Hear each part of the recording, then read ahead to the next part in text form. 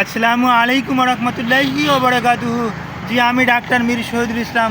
প্রতিনিয়তই আমি আমার চেম্বার শেখগাঁড় থেকে ভিডিও তৈরি করে আপনাদেরকে উপহার দেই। দুঃখের বিষয়, আজকের শেখগাঁড় থেকেও আরও অনেক দূরে চলে এসেছি। এই জায়গাটার নাম মংলাবাজারের কাছাকাছি, মংলাবাজার এবং জৌনপুরের মাঝামাঝি একটা জায়গাতে আমি গুরুত্বপূর্ণ একটা ওষুধি গাছ হার্ব সেখানে দেখতে পেয়েছি।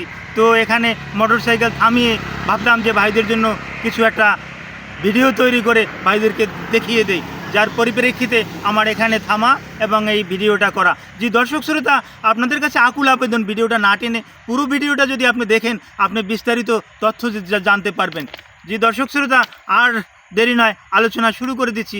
এই মুহূর্তে যে হার্বসটা নিয়ে আলোচনা করব, যে গুল্ম উদ্ভিদটা নিয়ে আলোচনা করব, এটা একটা আগাছা এবং পরগাছা। এটা অন্য অন্য গাছের উপর হয়। এই গাছের কোনো শিকড় টিকড় কিছু নাই এবং এই মাটির সাথে তার কোনো কানেকশন নাই। এটাকে উদ্ভিদ বললে এক রকমের ভুল হবে, যার কোনো পাতা টাতাও নাই। এটার নাম সোনালী লতা বা স্বর্ণলতা। এক একটা এলাকাতে আরও ভিন্ন ভিন্ন নামে ডাকতে পারে, কিন্তু বই পুস্তকের ভাষায় এটা স্বর্ণলতা বা সোনালতা বা স্বর্ণলতা এই নামেই কিন্তু পরিচিত। আপনারা গুগলে সার্চ দেন, এই মুহূর্তে যাদের সুযোগ আছে আপনারা গুগলে সার্চ দেন, স্বর্ণলতার উপকারিতা অপকারিতা এ বিষয়ে আপনারা জানতে চান, দেখবেন গুগলই আপনাকে জানিয়ে দেবে। আপনাকে বেশি দূরে আপনাকে যেতে হবে না, গুগলে সার্চ দিলে স্বর্ণলতিকা সম্পর্কে আপনি জানতে পারবেন। আর আপনাকে দেখানোর জন্য আমি স্বর্ণলতিকার এই সামনেই দাঁড়িয়ে আছি। আমি এই লতাগুলো ছিঁড়ে আপনাদেরকে দেখাচ্ছি। এই যে আমার হাতে এখন যে এই যে দেখতেছেন, এই যে আমি একটু কাছে নিয়ে একটু জুম করেও দেখানোর চেষ্টা করছি। এইটার নামই স্বর্ণলতা বা সোনালী লতা। এই যে অ্যাভেলেবেল প্রচুর পরিমাণে এই যে আছে, এর কোনো শেষ নাই। এই যে দেখতেছেন, এর কোনো শেষ নাই। এখন আসি এর ওষুধি গুণে, এর কী ওষুধি গুণ আছে, এই স্বর্ণলতিকার কী ওষুধি গুণ আছে, এই ব্যাপারে আমি একটু আলোচনা করি। আমার গায়ে জড়াই নিলাম, আমার গা যেভাবে জড়াই নিলাম, আমি যদি উদ্ভিদ হতাম আর ও কিন্তু আমাকে ছাড়তো না, আমাকে কিন্তু তাৎক্ষণিকভাবে পেঁচিয়ে নিত এবং আমার শরীরের যে শক্তিশালী যে উপাদান, এগুলো কিন্তু এই লতায় কিন্তু খেয়ে ফেলতো এই গাছটা কিন্তু। আর এই যে আমি এই লতাটা নিলাম, এই লতাটা যদি আমি অন্য একটা উদ্ভিদের উপরে, এই যে দেখেন ভালো লাগছে কিছু উদ্ভিদ, এই উদ্ভিদের উপরে আমি ছেড়ে দিলাম, এ কিন্তু মারা যাবে না। কিন্তু এখানে এই উদ্ভিদের খাবার খেয়েই কিন্তু এই বড় হয়ে যাবে। এই গেল এই সোনালী লতার প্রেসক্রিপশন। এর কিছু ওষুধি গুণাগুণ আছে, এই ওষুধি গুণাগুণ নিয়ে আমি কিন্তু কথা বলবো। গ্রাম অঞ্চলে অনেকেই বলে আমার জন্ডিস হয়েছে।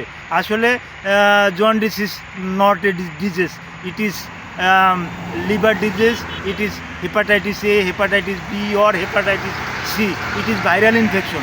এই ভাইরাল ইনফেকশনের জন্য আমরা বিভিন্ন রকমের ঔষধ গ্রহণ করে থাকি। আসলে ভাইরাসের অ্যাগেনস্টে কিন্তু কোনো ওষুধ নাই, এটা ভুল।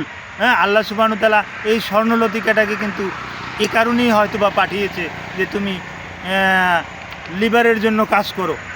এই স্বর্ণলতিটাকে কিন্তু যদি এটা রস করে যদি খাওয়া যায়, hepatitis A, hepatitis B, hepatitis C, viral hepatitis, সেজন্য কাজ করে। আমাদের দেশের অনেক লোকজন বাইরে যাবে, ব্লাড টেস্ট করে, HbS-AG, হেপাটাইটিস বি পরীক্ষা করে, সেখানে দেখা যায় হেপাটাইটিস বি পজিটিভ। তার মানে সে দেশের বাইরে আর যেতে পারতেছে না, সে পাসপোর্ট করতে পারতেছে না, পাসপোর্টে আটকাইয়ে দেয়।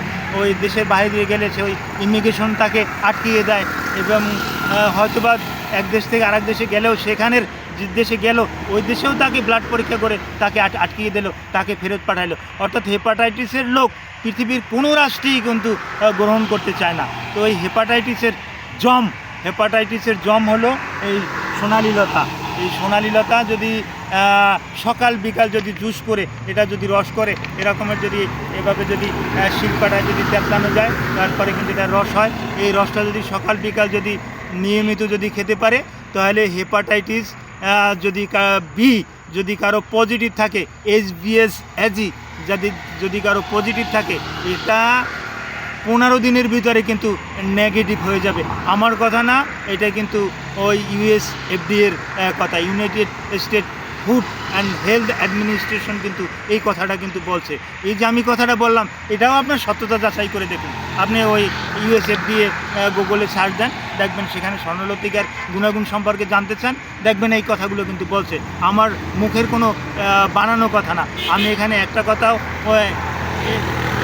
এক্স করি নাই এবং একটা রিডাক্সও করি নাই। আমি যতটুকু জানি ততটুকুই কিন্তু এখানে বললাম। হ্যাঁ, তো এই জন্ডিসের জন্য কিন্তু অনেকে ওই মালা পরা, অনেকে ডাব পরা, বিভিন্ন রকমের কিছু দিয়ে থাকে।